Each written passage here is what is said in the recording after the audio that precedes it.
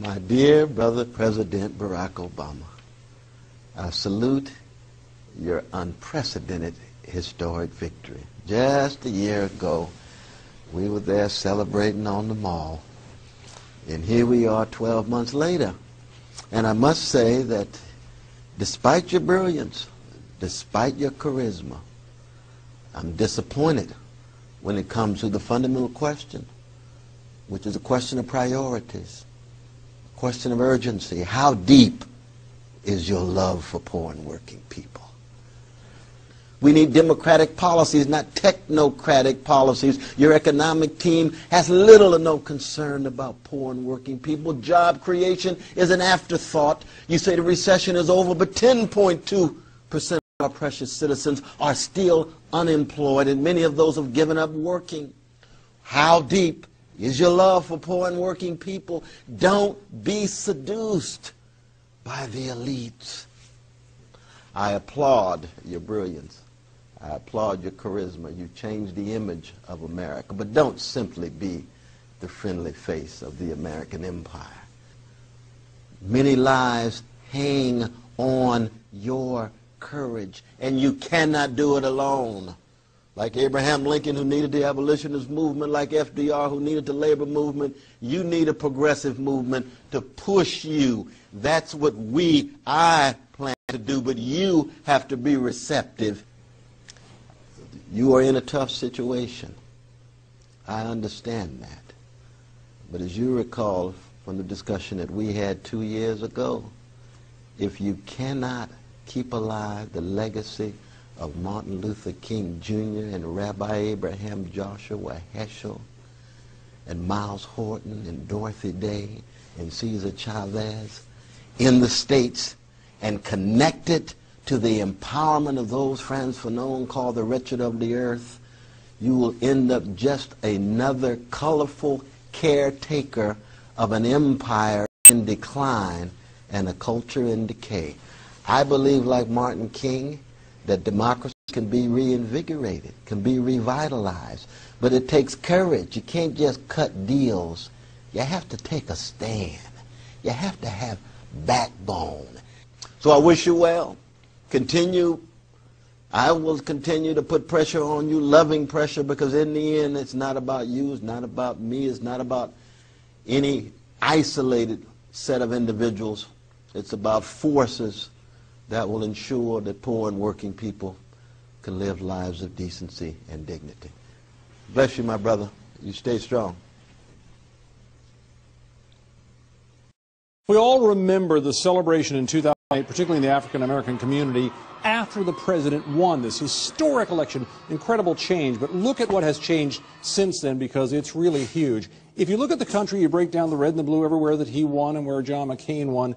Look at the numbers on unemployment among black voters. If you talk about the overall unemployment rate, it has really changed. This was the turnout in voting back then. It rose more than 5%. That was much more than any other group, much more in that election. That was a measure of the excitement over that election. But look what happened with unemployment since then. The black community has always suffered much more than the Latino community here in blue or the white community down here in green. But today, we're around 9% unemployment for the general population. For whites, a little bit below that. Look up here. Think about 15%, 16%, 17% unemployment, depending on where you are in this country, if you're a member of the African American community. This is a very profound, serious concern for all communities, particularly for that group. And the question is, what is the president doing about it? And it's not entirely clear that he's doing enough, at least in the minds of some of these folks. Look at how the election played out here. And I want to look at a few battleground states here for particular reference. North Carolina, for one example. Look at this. Unemployment among African Americans in 2008, when he won the election, 8.6%. Currently, 17.4% in that state. Massive. And look at the margin of error here. The black vote in the state went almost entirely to him in 2008, 873,000 votes, but he won the state by only 14,177. So if he could keep all of the white votes he had, every one of them, all the Latino votes, all the Asian votes in that state, if he kept all of them, he still comes down to a tiny fraction here that could make a huge difference if This group just doesn't turn out because they're not feeling good about that unemployment rate. Same thing down here in Florida. If you look at that, down there you've got an unemployment rate that went from 8.8% for African Americans up to 16, almost 17% now. And also, if you look at the margin by which he won the state compared to the number of people he got in the black vote, again, it's a potential vulnerability. And this is the last part of the equation that has the Congressional Black Caucus concerned. Look at the president's last economic tour. When he went on tour the last time, I got to turn off a couple of things here. When he went on tour the last time, he went to these states primarily talking about the economy. Illinois, Iowa, Minnesota, places where you have large white populations. The Congressional Black Caucus, when they went on tour, they went to Detroit, Cleveland, Atlanta, Miami, Los Angeles. They're saying the president needs to be getting to more of those places. Listen to what Maxine Waters from California said about that. We're supportive of the president, but we get tired, y'all. The unemployment is unconscionable. We don't know what the strategy is. We don't know why on this trip that he's in the United States now, he's not in any black communities. We don't know that. A genuine and heartfelt concern in many parts of the country, which are predominantly African Americans, saying, hey, there's a real problem out here, and they need to hear the president speaking to that if they want to have that support in the election. In 2008, riots broke out in at least a dozen countries as food prices hit record highs. By 2010, good weather had brought bigger harvests and food prices came down.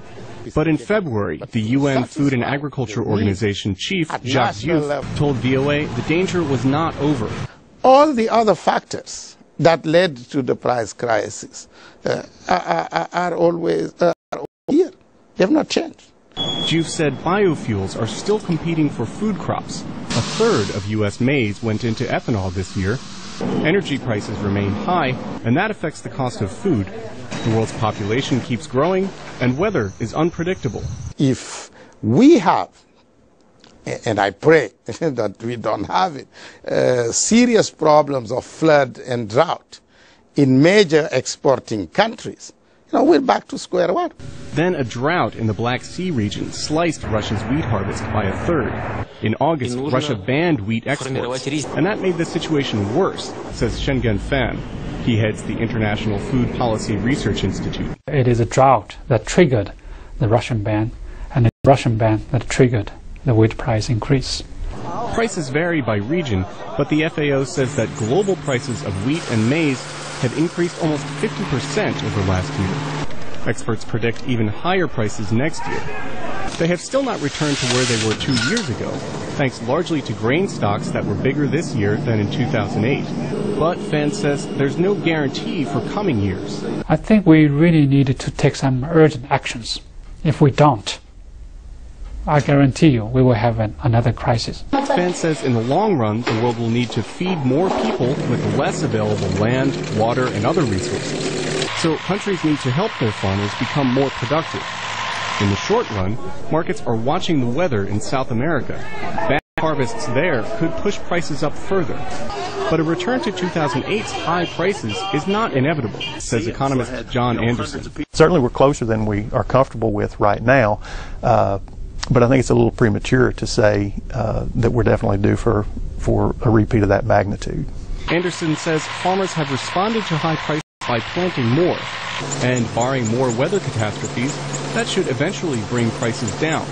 He says this is not the first time farmers have faced this challenge. We've had growing population and limited resources for the last 10,000 years, and we've managed to deal with that through innovation and improvement in our technology.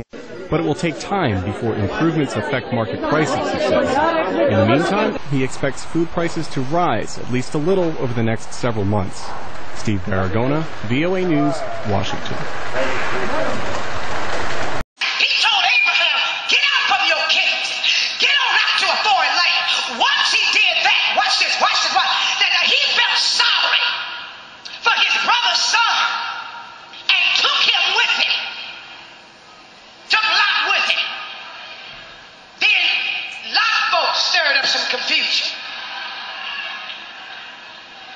Y'all ain't saying nothing. Well, I'm just gonna let her come and move in with me cause I'm just gonna help her. And then folk make you feel guilty. You supposed to be so saved, and why don't you help me? Why, I'm not your Savior, I'm not your Lord, and the same God I went to get out this mess, you need to go to him too. See, that's what you call false responsibility. Honey, your friends and your family will put you on the false responsibility and make you think that because you consecrated, you obligated. The devil is a liar. Come on, get somebody. Y'all ain't gonna say nothing here, but I know it's the truth. But let me rush on to my conclusion, because I want you to see what Jesus was really saying. What was the answer that Jesus gave these men? It's very interesting. One would have thought that Jesus would have condemned them. One would have thought that Jesus would have said, "You are out of your place. You are selfish. Why would you raise such a question?" But that isn't what Jesus did. He did something altogether different. He said in substance, "Oh, I see. You want to be first?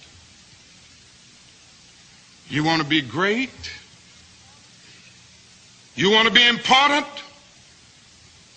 You want to be significant? Well, you ought to be. If you're going to be my disciple, you must be." But he reordered priorities. And he said, yes, don't give up this instinct. It's a good instinct if you use it right. Yes. It's a good instinct if you don't distort it and pervert it. Don't give it up. Keep feeling the need for being important. Keep feeling the need for being first. But I want you to be first in love. I want you to be first in moral excellence. I want you to be first in generosity. That is what I want you to do. And he transformed the situation by giving a new definition of greatness. And you know how he said it? He said, "Now, brethren, I can't give you greatness. And really, I can't make you first." This is what Jesus said to James and John. You must earn it. True greatness comes not by favoritism, but by fitness. And the right hand and the left are not mine to give. They belong to those who are prepared. And so Jesus gave us a new norm of greatness. If you want to be important, wonderful. If you want to be recognized, wonderful. If you want to be great, wonderful. But recognize that he who is greatest among you shall be your servant. That's a new definition of greatness. And this morning, the thing that I like about it, by giving that definition of greatness, it means that everybody can be great. Because everybody can serve. Every now and then, I guess we all think realistically about that day when we will be victimized with what is life's final common denominator. That's something that we call death. We all think about it, and every now and then I think about my own death, and I think about my own